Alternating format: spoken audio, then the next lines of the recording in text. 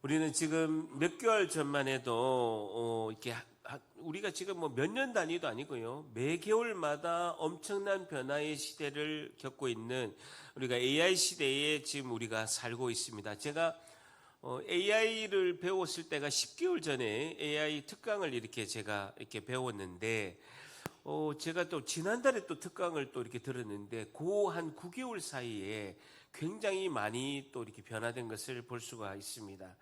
AI 시대에 지금의 직업이 40%가 사라진다고 모든 전문가들은 진단하고 있습니다. 지금 우리가 가지고 있는 직업이 40%가 이제 AI 시대에는 사라진다라는 것이 우리 현실 앞에 지금 와 있는 상황입니다. 혼란의 시대, 변화를 예측할 수 없는 이런 시대에 교회를 다니는 우리는 하나님의 백성들은 어떤 삶을 살아야 하는가라는 것이 늘 고민 가운데 있습니다. 이 엄청난 변화와 혼란의 시대에 우리는 믿음으로 어떤 삶을 살아야 하는가 하는 것이 오늘부터 살펴보는 다니엘서를 통해서 우리가 교훈을 얻고자 합니다. 교회를 다니는 우리는 살아계신 하나님을 믿습니다. 그리고 또 우리를 구원하셔서 천국으로 인도하신 예수님을 믿고 우리의 삶이 날마다 하나님이 기뻐하시는 삶을 살고자 하는 것이 우리의 소망이고 우리의 노력이라고 할 수가 있습니다. 여러분, 제가 질문 한번 드려보자면요. 하나님은 우리를 보시고 언제 가장 기뻐하실까요? 하나님은 우리를 보시고 내가 너무 기쁘다, 너희들을 보니까 이렇게 기쁘다라고 생각하실 때가 언제일까요? 하나님은 우리를 예배 가운데 만나시기를 원하시는 줄 믿습니다. 하나님, 우리 예배 가운데 하나님은 우리를 만나고 싶어 하신다는 겁니다. 예배 때 우리가 찬양 가운데서 하나님께 영광을 드리고 또 기도 가운데 그리고 또 하나님의 말씀이 선포될 때 우리는 그 가운데서 하나님을 만나고 있다라는 것입니다. 여러분, 예배는 무엇입니까? 예배가 무엇입니까? 예배는요, 하나님 안에서 나를 발견하는 것이 예배입니다. 한 절 따라합니다. 하나님 안에서 나를 발견하는 것이 예배입니다. 하나님 안에서 나를 발견하는 것이 예배라는 것이죠. 그리고 우리가 이 시간 모여서 하나님께 예배 드리는 것이 이제 예배이고, 그리고 또한 우리의 삶이 예배라는 것이죠. 우리가 교회 안에서 예배를 드리고 또 교회 예배 드리고 마치고 나가서 우리 교회 밖에서의 삶도 우리가 예배다라고 하는 것입니다. 다 같이 따라합니다. 삶이 예배입니다. 삶이 예배입니다. 예배는 하나님 안에서 나를 발견하는 것이고 그 발견된 나로 살아가는 것이 예배다라는 것입니다.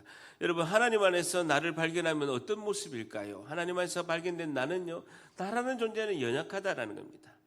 질그릇과 같아서 깨질 수밖에 없는, 조금만 건드려도 깨질 수밖에 없는 질그릇과 같은 연약한 존재가 나라는 것이죠. 그것을 깨닫는 것이 하나님 안에서 발견된 나라는 것입니다. 그러면 나는 어떤 대답을 합니까? 하나님, 그래서 하나님이 필요합니다. 그래서 하나님 저를 도와주세요. 연약한 저를 도와주시고 질그릇과 같이 깨질 듯한 저를 하나님 도와주시옵소서. 그리고 우리의 삶을 살아갈 때 하나님 뜻은 무엇입니까? 라고 이렇게 고백하는 것이 예배다라는 것이죠. 나의 오름이 아니라 하나님의 오르심을 따라서 내가 살겠습니다 라고 하는 것이 진정한 예배자의 삶이다라는 것입니다. 세상 안에서 발견되는 나가 아니라 하나님 안에서 발견된 나로 살아가는 것이 예배다라는 것입니다. 그래서 여러분, 신앙생활에서 가장 중요한 것은요, 균형 잡힌 예배자입니다. 절대랍니다. 균형 잡힌 예배자. 한 번 더. 균형 잡힌 예배자. 신앙생활에서 가장 중요한 것은요, 치우치지 않는 거예요. 어느 한 곳에 치우치지 않고 균형 있게 예배자로 살아가는 것. 균형 있는 신앙이 중요하다라는 겁니다. 하나님 말씀 앞에서 어떤 때는 단호하게 거절할 수도 있어야 되고요. 과감하게 내가 거절할 때는 거절할 수도 있는 것이 또 우리고, 또 때로는요, 수용할 때는 또 과감하게 수용할 수 있는 것이 균형 잡힌 신앙인, 균형 잡힌 예배자가 되는 것이 너무나 중요하다는 것입니다. 오늘 다니엘서 1장 말씀을 통해서 오늘의 주제는요, 균형 잡힌 예배자는 어떤 모습일까요? 균형 잡힌 예배자는 어떤 모습일까요에 대한 교훈을 얻고자 합니다. 오늘 질문이 뭐라고요? 균형 잡힌 예배자는 어떤 모습일까요에 대한 교훈을 얻고자 합니다. 여러분 다니엘서 1장 1절 한번 같이 있습니다. 시작. 유다왕 여호야김이 다스린 지 3년이 되던 해에 바벨론 왕 느부갓네살이 예루살렘에 이르러 성을 에워쌌더니 유다왕 여호야김, 유다왕 동그라미 치시고요.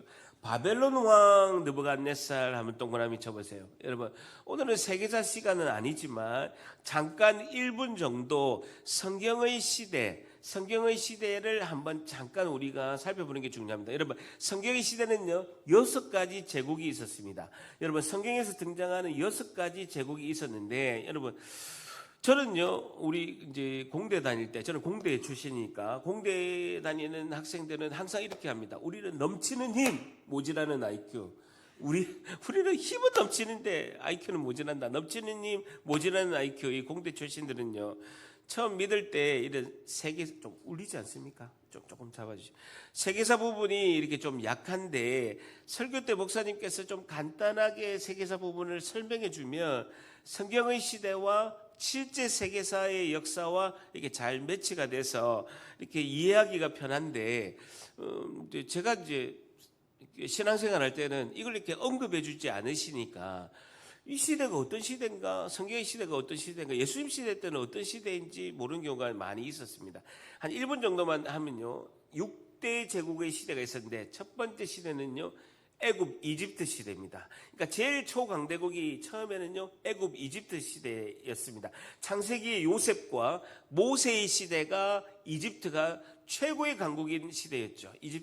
애굽 이집트, 지금의 이집트 시대고, 그 다음에 이집트가 좀 권력이 약했을 때 두 번째 시대는요 아수르 제국 시대였습니다. 아수르 시대, 지금의 시리아이고, 북왕국 이스라엘을 멸망시킨 나라가 아수르, 지금의 시리아. 여러분 니느웨가 이제 수도였고요. 요나서가 등장하는 그 시대가 아수르 시대입니다. 세 번째는요 지금 등장하는 신바벨론 시대입니다. 신바벨론, 아수르를 무너뜨리고 신바벨론 시대. 지금 1절에 보게 되면 바벨론 왕 느부갓네살 할 때 신바벨론 시대가 3대 제국입니다. 지금으로 치면요 이라크죠. 이라크 엄청난 문명이 있었는 이라크고, 네 번째는요 메데 페르시아 시대입니다. 페르시아 시대, 고레스에 세워진 메데 페르시아 시대가 이제 등장하죠. 에스라, 느헤미야 시대가 이제 페르시아 세대. 성경에는요 페르시아를 영어로 퍼샤라고 하니까 우리 할아버지들이 성경을 번역할 때 바사 시대라고 해서 바사라고 등장하는 지금의 이란입니다. 다섯 번째가요 찬란한 문명을 냈던 그리스 헬라 시대입니다. 그리스 헬라 시대. 알렉산더가 22살에 왕이 되어서 동방의 원정을 나갑니다. 유럽을 전역과 그리고 인도까지도 엄청나게 큰 대제국을 했던 시대가 그리스 헬라 제국이죠. 그럴 때 문화가 통일이 되고 언어가 하나가 됐어요.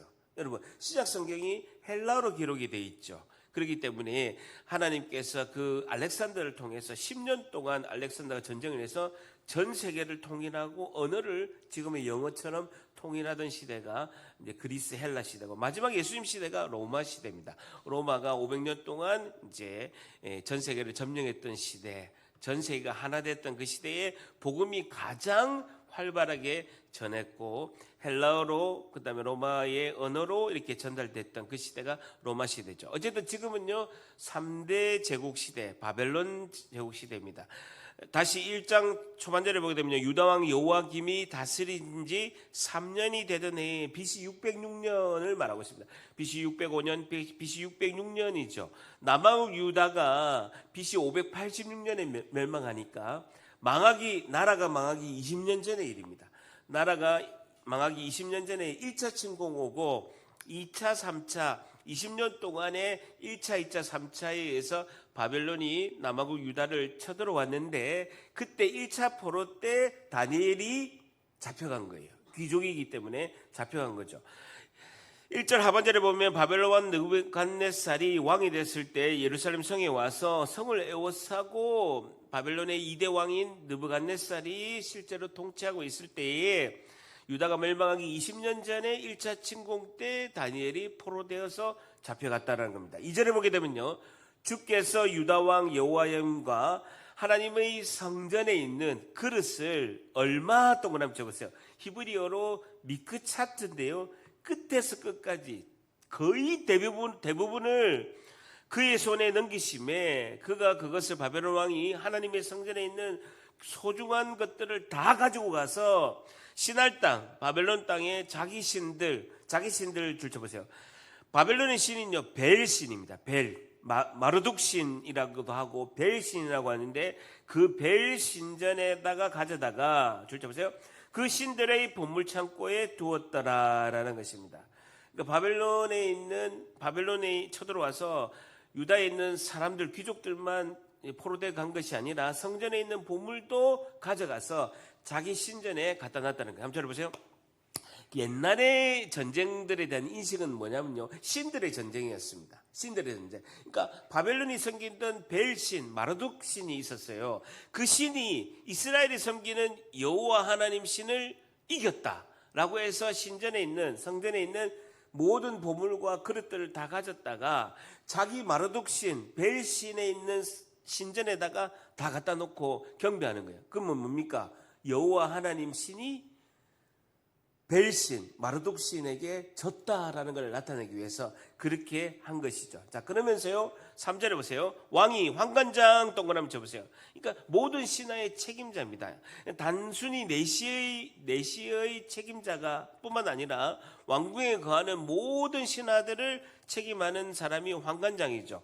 아스부나스에게 말하여 이스라엘 자손 중에서 왕족과 귀족 몇 사람 중에 사절함 같이 있습니다. 그러니까 선발을 해서 포로되어 가는데, 1차 침공 때 포로되어 가는데 그 기준이 1장 4절입니다. 같이 한번 읽습니다. 시작. 곧 흠이 없고 용모가 아름다우며 모든 지혜를 통찰하며 지식에 통달하며 학문에 익숙하여 왕궁에 살만한 소년을 데려오게 하였고 그들에게 갈대아 사람의 학문과 언어를 가르치게 하되, 흠이 없고 용모가 아름답고 모든 지혜를 통찰하며 지식에 통달하고 학문에 익숙한 사람을 귀족 중에서 선발해서 포로로 데려간다는 거예요. 우리 교회에 있는가 한번 보면요, 우리 교회 혹시나 이제 이 기준에 있는 우리 자녀들이 있는가 한번 지금 눈을 씻고 찾아보고 있습니다. 어쨌든 바벨론에 의해서 멸망되는 이유는 하나입니다. 이제 하나님께 불순종했기 때문에 바벨론이라는 채찍을 통해서 하나님께서 이렇게 포로되어 가서 70년 동안 특별 교육을 세는 거예요. 여러분, 신바벨론이라는 대제국은요, 역사가 얼마 정도 되겠습니까? 여러분, 신바벨론이라는 대제국은요, 엄청나게 해서 이집트의 권력을 이긴 아수르를 멸망시키고 어찌 보면 엄청난 영토를 처음 차지한 첫 번째 제국이라고 할 수 있는 신바벨론의 역사가요, 86년밖에 안 됩니다. 86년 만에 망하는 거예요. 근데 이스라엘 백성들이 포로되어 가지고 교육을 받았던 기간은 70년입니다. 그러니까 하나님께서 이스라엘 백성들을 70년 교육시키기 위해서 이 엄청난 대제국을 만들어서 포로되어 가서 거기에서 이제 하나님께서 교육을 시키는 거죠. 무슨 교육을 시켰냐면요, BC 1446년에 출애굽했습니다. 그들은 하나님을 믿고 하나님을 섬기면서 이스라엘 백성들이 출애굽을 했습니다. 그런데 그들이 BC 586년 동안에 BC 586년까지 860년 동안 하나님을 믿으면서 우상을 섬기는 거예요. 여러분, 860년 동안 하나님을 믿고 또 우상도 섬기는 거예요. 아무리 이야기해도, 아무리 두드려패도 말을 안 듣는 거예요. 하나님도 섬기고 우상도 섬기는 거예요. 도저히 안 돼서 멸망시키고 70년 동안 포로되어서 70년 동안 교육시키고 온 이후로 지금까지 이스라엘 백성 유대인들은요, 하나님 외에 다른 우상을 절대로 섬기지 않습니다. 특별 교육시키기 위해서 나라를 멸망하게 하고 그 포로되어서 특별 교육을 시키고 난 이후로부터 지금까지도 이스라엘 백성들은 하나님 외에 다른 신을 아무도 섬기지 않습니다. 그러니까 하나님이 그 특별한 목적 때문에 이제 하나님께서 이런 포로되어 가는 이런 것을 만드신 거죠. 어쨌든 4절 하반절에 보면 그들에게 갈대아 사람의 학문과 언어를 가르치게 하였다라는 겁니다. 바벨론 왕립학교에서 교육을 받고 철저히 바벨론화 시키는 작업을 했다라는 것이죠. 자, 여러분 잘 생각해 보십시오. 지금 이스라엘이란 나라는요, 강원도만 해요. 경상북도밖에 안 되는 작은 나라입니다. 그런데 남과 북이 갈라져 있어요. 영토의 3분의 2인 이스라엘이란 나라는 아수르에 의해서 BC 722년에 이미 멸망했습니다. 그리고 남왕국 유다도 지금 망하기 20년 전의 일입니다. 왕족 귀족들은 다 잡혀가고 하나님의 성전에 있는 귀한 보물들은 다 가져간 상태입니다. 그리고 완전 나라가 쑥대밭이 된 거예요. 패배가 지금 된 것이죠. 누가 보더라도 이스라엘의 백성들이 860년 동안 자신들이 믿었던 하나님이 이제는 끝이 났구나 이렇게 생각할 수가 있습니다. 그죠? 근데요, 놀라운 것은요, 이렇게 하신 분이 누구냐라는 거예요. 이렇게 하신 분이 2절에 보세요. 2절을 한번 다시 읽습니다. 시작. 주께서 유다왕 여호야김과 하나님의 정그릇 얼마를 그들의 손에 넘기심에 그가 그것을 가지고 신할 땅 자기의 신들의 신전에 가져다가 그 신들의 보물창고에 두었더라. 누가 했다는 거예요? 주께서요. 주께서 또 그럽니다. 하나님이 하셨다라는 거예요. 하나님이 바벨론 신에 진 게 아니라 이렇게 하신 것이 주께서 하셨. 절단합니다. 주께서 하셨더라. 이 주께서란 동그라미 줍니다. 이게 다니엘서의 전체 주제입니다. 다니엘서의 전체 주제는요, 주께서의 하나입니다. 절단합니다. 주께서 하셨더라. 여러분, 모든 역사의 배후에서 초강대국, 지금의 미국처럼 큰 대제국을 움직이고 하물며 부족하고 연약한 우리까지도 주권과 통치를 가지고 역사하시는 분은 하나님이 하신 줄 믿습니다. 하나님이 하시는 거예요. 인간의 실수나 저지른 죄, 그 연약함을 통해서도 하나님이 우리를 일으키시고 합력하여 선을 일으키시는 은혜를 베푸시는 줄 믿습니다. 로마서 8장 28절에 합력하여 선을 이루시는 하나님, 모든 인류를 통치하시고 하나님의 그 뜻이 펼쳐지는 것, 하물며 실패나 환난이나 아니면 패배조차도 주께서 하신다는 것입니다. 모든 역사를 써가시는 분은 하나님이 하신 줄 믿습니다. 여러분, 하나님의 백성들이요, 우리가 잊지 말아야 될 것은요, 주께서 하신다라는 것을 반드시 기억해야 된다는 겁니다. 하나님의 백성은 자고 일어나면 우리가 계속 변화되는 AI 시대에 그 뜻을, 세상을 따라가는 것이 아니라 나를 이끄시는 하나님, 나를 이끄시고 하나님의 선하신 뜻 가운데 인도하시는 주님께 순종해야 될 줄 믿습니다. 하나님의 선하신 뜻을 생각하고 기억하고 하나님의 뜻을 따라가는 것이 너무나 중요하다는 거예요. 그러니까 하나님의 뜻을 묻는 것이 중요해요. 그리고 하나님의 뜻을 듣고 행하고 감사하는 것이 중요하다는 것입니다. 절단합니다. 묻고 듣고 행하고 감사하라. 하나님의 뜻을 묻는 것이 중요해요. 그 하나님이 또 뜻을 듣고 또 행하고 감사하는 것이 너무나 중요하다는 겁니다. 여러분, 우리 인생에 있어서는요, 두 가지 일밖에 없습니다. 첫째는요, 주께서 하신 일이 있고, 두 번째는요, 주께서 하실 일, 두 가지밖에 없다는 거예요. 절단합니다. 주께서 하신 일, 주께서 하실 일, 이 두 가지가 전부라는 거예요. 주님께서 하신 일이 있고 앞으로 주님이 하실 일이 있다라는 거예요. 그러니까 주께서 하신 일을 보고 우리가 감사하고 앞으로 주님께서 하실 일을 보고 기대하고 나아가는 것이 너무나 중요하다. 이것을 뭐라고 하느냐? 믿음이라고 하는 것이죠. 히브리서 11장 1절에는요, 믿음은 바라는 것들의 실상이요 보이지 않는 것들의 증거다라고 말씀하고 있습니다. 하나님이 주께서 하신 일에 감사하고 하나님이 하실 일을 기대하고 바라보는 것이 믿음이고 우리 인생의 전부라고 할 수가 있습니다. 한번 저를 보세요. 제 설교를 이렇게 아들도 듣고 딸도 듣습니다. 듣는 아들이 섭섭하지만 저는 딸 바보입니다. 아들이 섭섭해도 할 수가 없어요. 저는 딸 바보입니다. 저는 딸에 대한 추억이 5살 때, 딸이 5살 때 추억을 평생 가지고 있습니다. 딸이 사춘기 될 때는요, 저를 뭐 이렇게 뭐 문 앞에다가 아빠 절대 들어오지 마세요 놓고 해야 되고 뭐 허락받고 들어오세요 막 이렇게 사춘기 때 이렇게 하기 시작했는데, 저는 이제 딸에 대한 그런 뭐 아들하고 비교할 수 없이 딸에 대한 딸바보죠. 근데 그 이유는 뭐냐면요, 5살 때 딸에 대한 추억이 있어요. 제가 수영장을 딸을 이렇게 데리고 가면, 딸이 이제 수영장에 가면 수영장에 물이 깊잖아요. 한 1m 되잖아요. 그러면 딱 물에 들어가는 순간에 발이 땅에 안 닿는 거예요. 발이 이렇게 수영장 바닥에 안 닿으니까 막 두려워가지고 막 힘들어 하잖아요. 그럴 때 제 목을 꽉 잡으면서 아빠, 내 놓치면 안 돼. 놓치면 지옥 가. 아빠 나쁜 악마야, 놓지 마, 이러잖아요.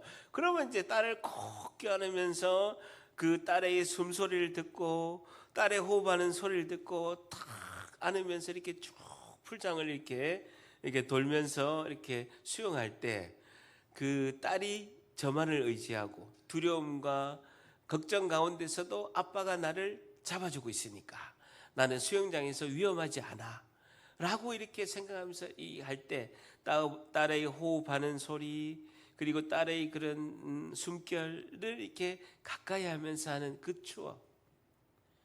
지금 25인데요 5살 때 그 추억을 아빠는 먹고 사는 거예요.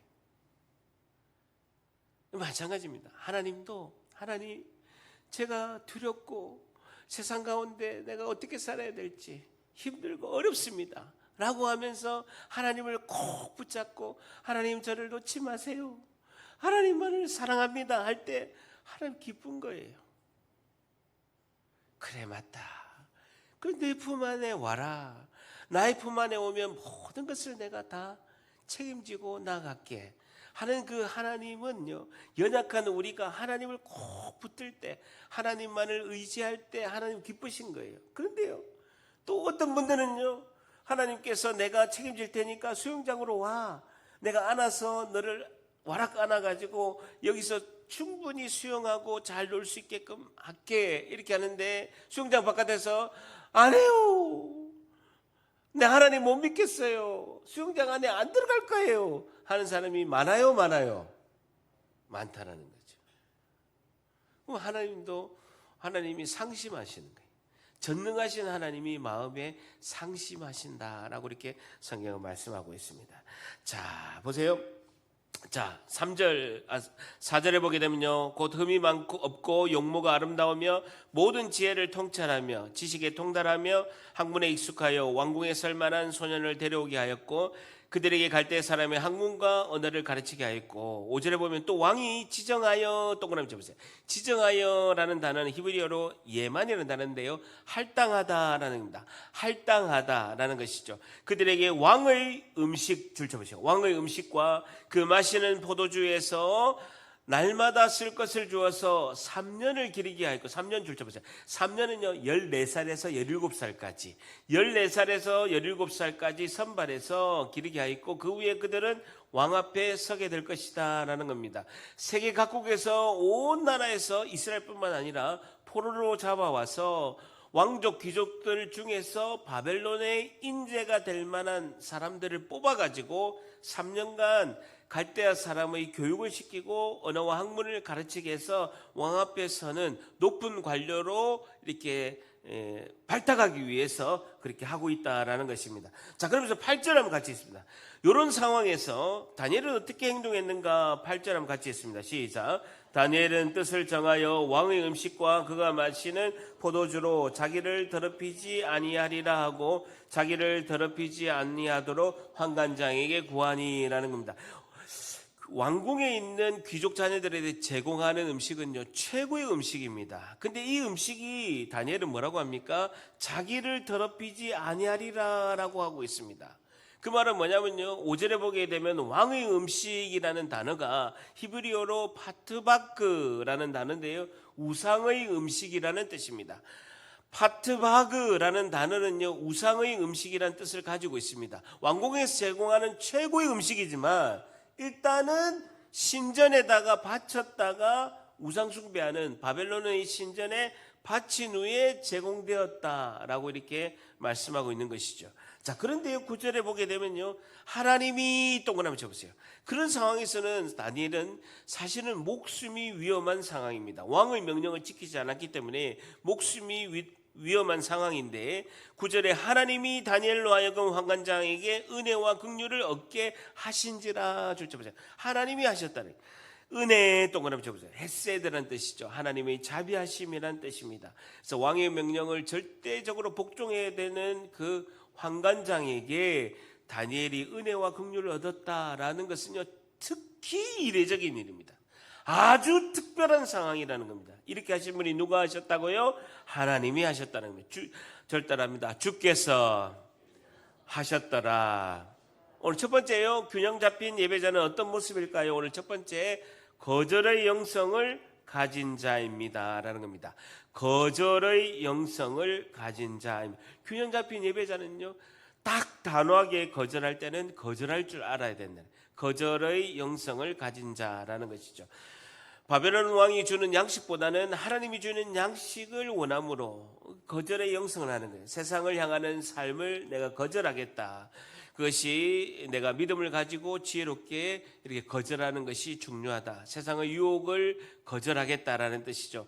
예수님께서도 마태복음 10장 16절에 이렇게 말씀하셨습니다. 그러므로 너희는 뱀같이 지혜롭고 비둘기같이 순결하라 라고 말씀하고 있습니다. 거절의 영성을 가지고 비둘기처럼 순결하는 것이 너무나 중요하다라는 것이죠.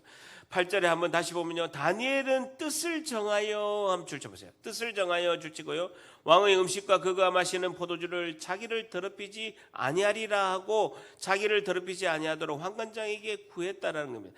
더럽히지 아니하리라 할 때 더럽히지 줄쳐보세요. 더럽히다라는 뜻은요, 히브리어로 가리한 뜻인데요, 신을 모독하다라는 뜻입니다. 그러니까 하나님을 모독하지 않았다라는 뜻이죠. 나는 하나님을 신뢰하고 하나님께 순종하고 하나님께 내가 모독하지 않았다. 뜻을 정하여서 결정하였다라는 겁니다. 다니엘은 뜻을 정하여 줄자입니다. 뜻 동그라미 치시면요, 히브리어로 레브라는 뜻인데요, 마음이라는 뜻입니다. 인간의 마음을 정하여, 히브리어로 정하여는 놓아두다라는 것이죠. 그 말은 뭡니까? 인간의 생각을 놓아두다, 내려놓다라는 뜻이죠. 가장 가치 있는 걸 위해서 인간의 생각을 놓아두었다라는 것입니다. 왕의 음식을 거부하는 것은 그가 누릴 수 있는 많은 혜택을 포기할 수밖에 없는 상황임에도 불구하고 피해를 감수하고 목숨을 감수하더라도 거절의 영성으로 거절하였다라는 것입니다. 그래서 하나님에 대한 확고한 믿음이 있기 때문에 다니엘이 그렇게 결정할 수 있었다라는 것이죠. 여러분, 내가 내려놓는 만큼 하나님께서는요, 복을 주실 줄 믿습니다. 주님이 하실 일을 기대하면서 나의 생각과 나의 뜻을 내려놓는 것, 나의 자아를 내려놓는 것이 하나님이 기뻐하신다라는 것입니다. 내가 내려놓는 만큼, 순종하는 만큼 하나님께서 나를 통해서 채워주시고 큰 일을 하실 줄 믿습니다. 그래서 때로는요, 결단하는 것이 필요합니다. 저도 좋은 환경, 좋은 직장을 내려놓으니까 그때는 두려움이 많이 있었으면 저한테 질문을 많이 하시더라고요. 목사님은 결단이 좋아서. 아니에요. 저도 두려움이 많았어요. 막 힘들었고 마음에 이제 두려움도 많았고 어떻게 해야 될지 이렇게 많이 이제 갈등도 있었죠. 그런데 순종하니까 오늘 이 시간까지 하나님의 놀라우신 은혜로 이끄신 줄 믿습니다. 여러분, 제가 양육할 때 보게 되면요, 성도분들이 저를 할 때 이렇게 생각합니다. 목사님은 평신도 때부터 특별한 은혜를 경험하고 특별한 신앙생활을 해서 내가 목사님 따라가기에는 내가 좀 범접하기에는 좀 힘들 것 같아요 라고 고백하는 분들이 많아요? 없어요? 아니, 그러니까 저는 좀 하나님께 특별한 은혜를 주신 거는 맞아요. 뭐 이렇게 새벽기도 중에 막 하늘에서 막 엄청난 은혜를 주시고 막 그런 신앙적인 체험도 많고 기도응답도 많고 신앙의 간증이 엄청 많아요. 근데 어쨌든 목사님 특별한 생활에서 우리가 조금 뭐 이렇게 따라가고 닮아가기에는요, 범접하기에는 너무 목사님은 우리하고 좀 갭이 있는 것 같아, 차이가 나는 것 같아 라고 생각하는 분들이 양육할 때 보면 상당히 많습니다. 근데요, 저도요, 처음부터 이런 건 아니에요.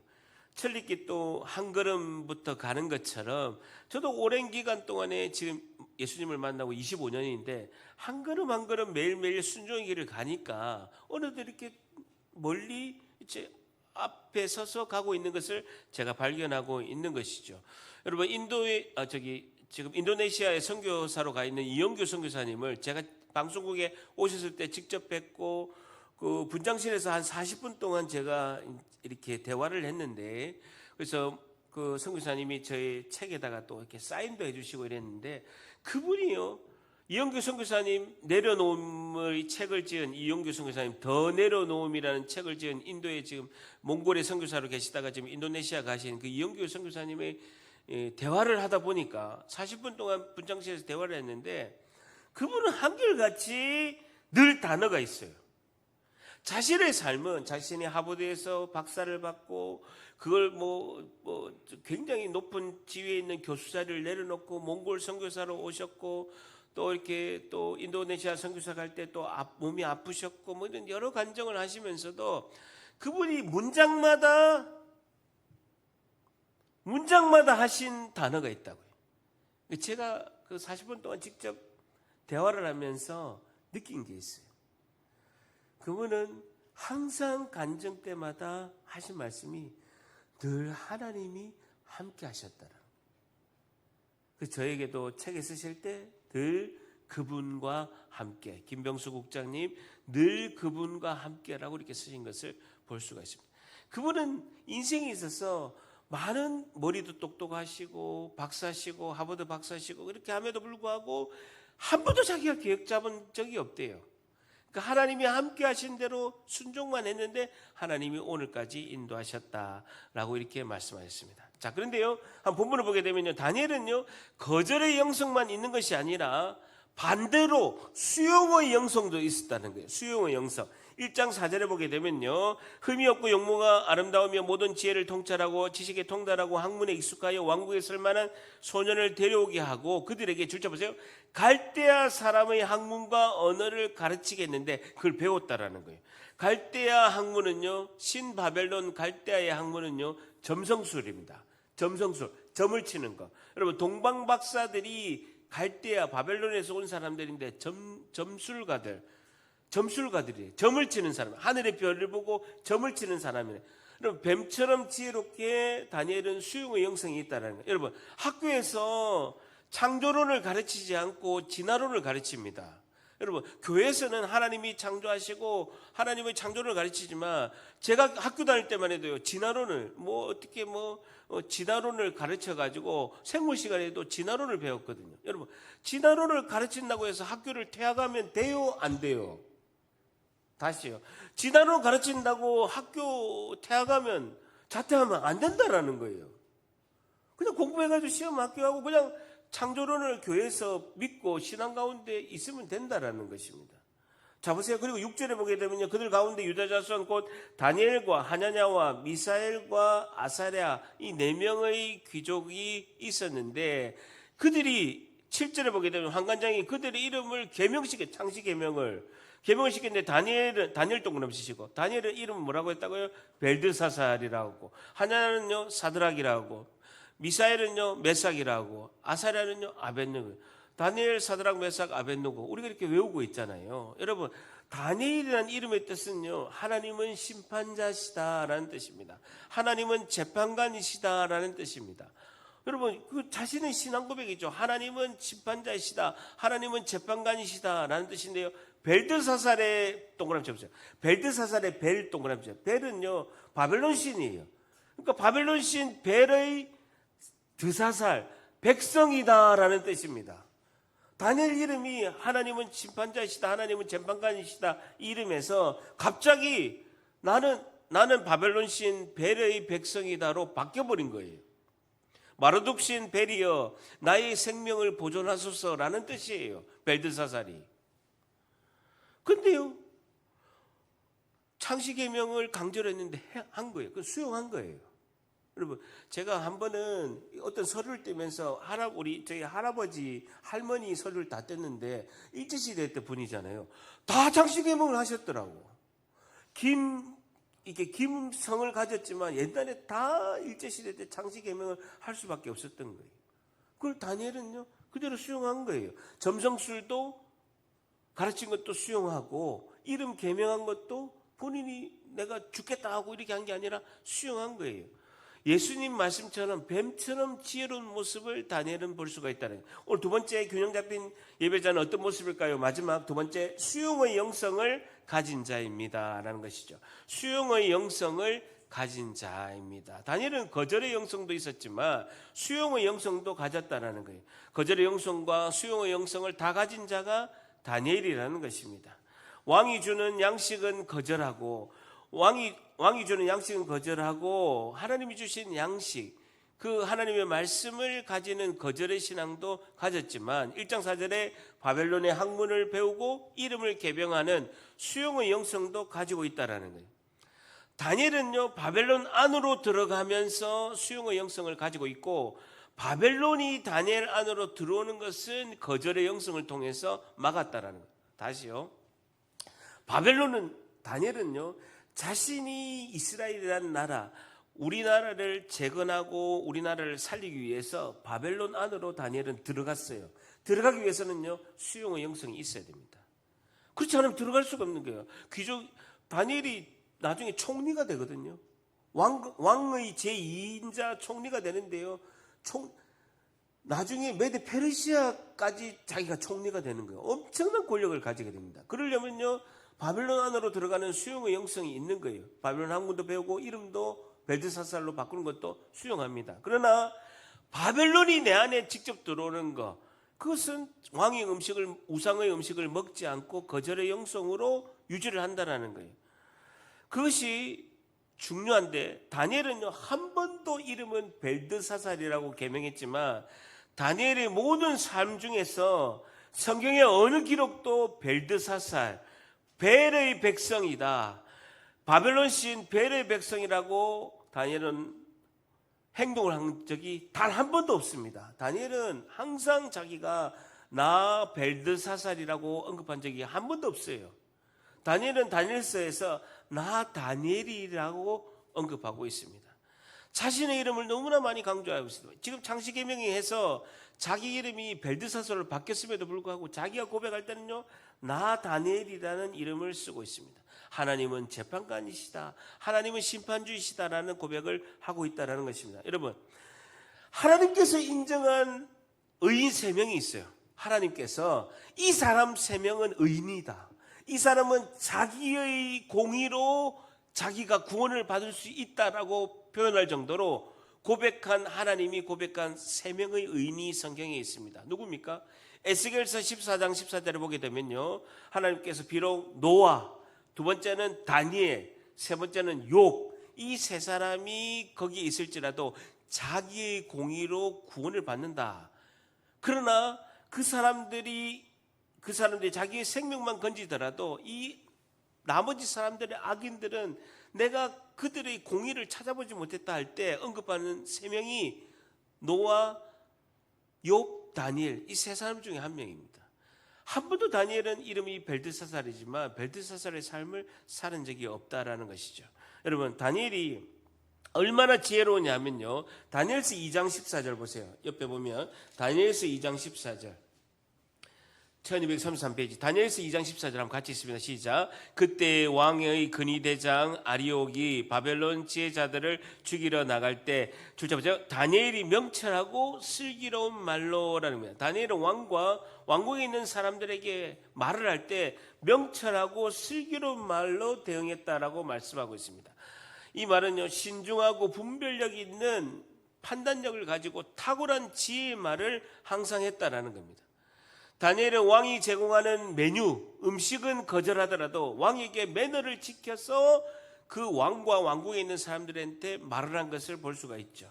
왕의 진미는 거절하면서 그러면서 자기가 거만하게 행동을 했다면요 그거로 인해서 문제가 많다는 겁니다. 여러분, 교회 안에서도 참된 말을 할수록 겸손히 하는 것이 중요하다는 겁니다.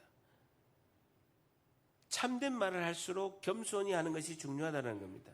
여러분, 제가 이제 담임 목사에서 양육을 하잖아요. 성도분을 양육하다 보면요, 성도분 이렇게 대화를 할 때 제가 이제 뭐 셀리더 분들이 너무나 수고를 한다라고 이제 셀리더들이 이제 수고하는 거에 대해서 좀 강조해서 양육때 이야기합니다. 그러면 이제 우리 성도분들은 셀리더가 아닌 성도분들은 우리 목사님은 셀리더만 사랑해라고 생각해요. 그리고 셀리더 모임 때는요, 우리 셀 식구들이 이렇게 행동한 거를 내가 이해시키고 변호하면요, 목사님, 우리 목사님은 셀리더의 마음을 너무 몰라줘. 전혀 공감 안 하시네요. 셀 식구들만 챙겨라고 또 이야기를 하는 거예요. 목사님이 또 어떤 때는 또 지혜롭게 제가 또 말을 안 하고 또 이렇게 있으면요, 목사님은 알면서도 모른 척 한대. 그래서 제가 내린 결론이 있습니다. 목회는 행복하고 어렵답니다. 목회는 행복하고 어렵다. 행복하고 즐거운데 어렵다. 라는 게 결론이에요. 어쨌든 수용의 영성이 너무나 중요하다라는 것입니다. 그래서 교회 안에서는 정답을 말할수록 겸손하고 지혜롭게 행하는 것이 너무나 중요하다라는 것입니다. 우리가 세상의 유혹, 세상의 밥상을 물리치는 거절의 영성도 있어야 되고, 바벨론 안으로 들어가는 수용의 영성, 세상에서 승리하려면요, 우리가 세상으로 들어가야 됩니다. 우리가 뭐 예수님 믿는다고 해서 산에 집 짓고 우리만 살 수 없잖아요. 세상 안으로 들어가야 되는 것도 수용의 영성이 있어야 되는 거예요. 담임 목사가 성도들을 사랑하고 성도들을 변화시키려면요, 하늘의 영성도 있어야 되지만 성도들 영성 안으로 제가 들어가야 되는 거예요. 제 기준으로만 주장하면 안 되는 거예요. 성도분들의 그런 현실, 아픔, 그리고 연약함, 그리고 신앙생활의 어려움, 그리고 삶을 살아가는데 너무 힘든 가운데 제가 들어가야 되는 거예요. 제가 거기 있다가 목사가 되었기 때문에 여러분 안으로 들어가는 건 저는 어렵지가 않아요. 저를 좀 반겨주시기를 바랍니다. 예. 어쨌든 우리가 때로는 거절의 영성도 있어야 되고 수용의 영성도 있어야 되는 것이 중요하다라는 것입니다. 그럼에도 불구하고 우리가 절대로 양보하지 못하는 것은요, 진리의 하나님의 말씀인 줄 믿습니다. 이번 한 주도 거절의 영성, 수용의 영성 모두 충만하셔서 은혜가 가득한 한 주가 되시기를 예수님의 이름으로 간절히 축복합니다. 기도하겠습니다. 하나님,